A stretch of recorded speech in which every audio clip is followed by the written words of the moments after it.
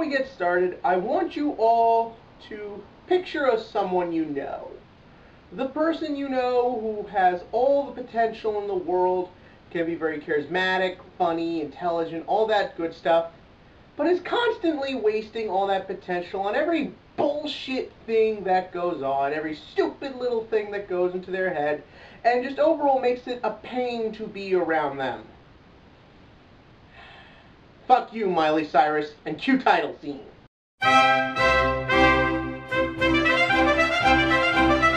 Heaven's Lost Property is a 2008 to 2009, I guess, a romantic comedy anime, maybe a harem, sort of a sci-fi action series, coming of age drama, booby showing thing, I don't know.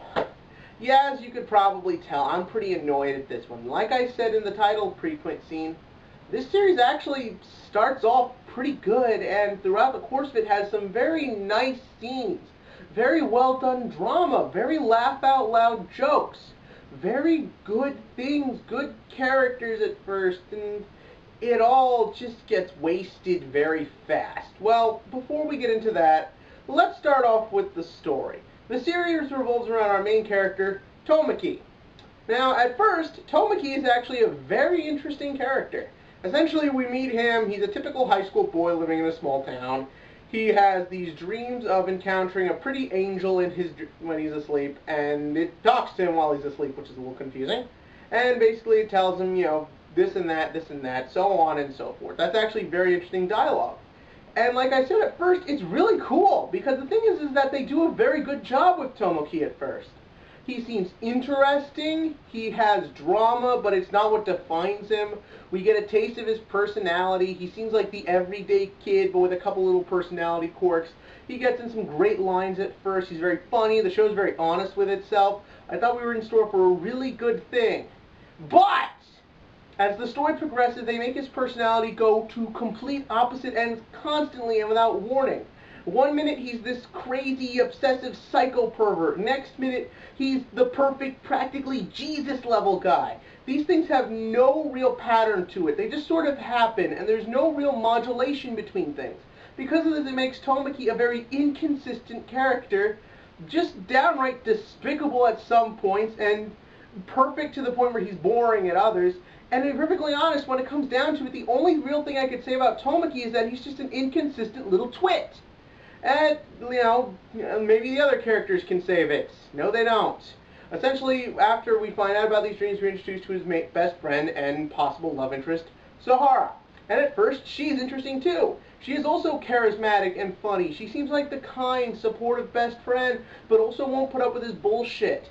And unfortunately, they do that annoying thing they're doing with Yuzu in Yu-Gi-Oh! Arc 5, where whenever Tomoki does something stupid, she hits him. But it's all presented actually in a way that works, because Tomoki does sort of have an asshole quality to him, and you could sort of see why Sahara needs to keep him in line like that. But once again, she's ruined too as the plot progresses, and she just becomes this weird, mix between the lovesick puppy dog and the mean jerk and violence and, oh god. But essentially what happens is she ends up then taking Tomoki to Sugata. And I'm not gonna lie, Sugata's a badass. He's fun to watch. He always seems very intelligent. He's a character who is perfectly paced, well handled, but he's so underused. Literally, his big thing is he believes that there is some sort of new world or a dimensional wormhole above their town, and he wants to learn about it and go into it. And he's really interesting to watch, and I connected with him, and I was sympathetic for him. He seemed really intelligent, he had his own cool, fascinating backstory. But he is so little the focus of this thing, he honestly is just wasted, and even he becomes really annoying. Oh, and there's also this rich chick who I guess is in love with him. But the story never really does anything with her. She never is relevant. She never has a scene that moves anything forward. So if the story doesn't give a crap about her, why should I? But essentially, Sugata believes that Tomoki's dreams are linked to the new world. So Tomoki goes to find out about this, goes to where the hole is on his own, where we are introduced to Icarus, an angeloid, which is a sort of servant robot that will do whatever Tomoki says and also looks like a smoking hot chick, as you can see. And at first, once again, very interesting. You know, I'm going to take that back. Ikaris is never bad in this story. She is not the problem. She's very interesting. You follow her. Again, it's sort of like the Rey thing from Evangelion. She's the lifeless doll, and you get to see her humanity be built up and become a focus of things. But what's better here than in Evangelion with this character, surprisingly, is that we get to see her progression very subtly. With Evangelion, it felt like it was something they forgot about that they'd shoehorn. Here, it's very clear that this is what the series is trying to be about. You see many scenes where her personality develops. There are things like she, for some weird reason, treats watermelon like children. At first that sounds stupid, but it's very interesting to watch. You see her chasing butterflies. You see all these things happening that build this character up, and you watch her progress into a human being.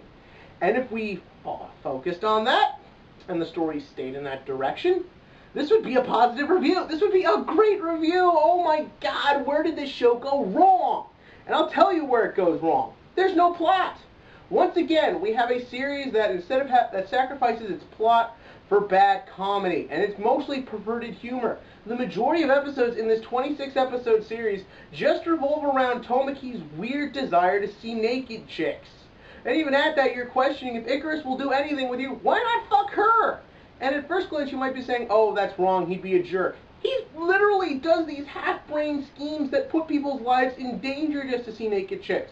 And again, some of you can make the argument, oh, that's like how Fairly Odd Parents worked or other cartoon series like that. That's not the problem. Again, if they established that this was a wacky, off-the-ball, ridiculous comedy in episode 1, it would still be annoying, but I'd be okay with it. But the series actually starts off very serious and grounded. There is some playfulness in the animation. You see a lot of Tomoki in a chibi form. You see that with the other characters too. And at first that's hilarious because it's handled in a very playful, fun way. But it's so overused by the time the series is over, I don't want to look at a small pudgy thing ever again. And it just keeps going on like that. And that's this show's problem. It doesn't know what it's trying to be.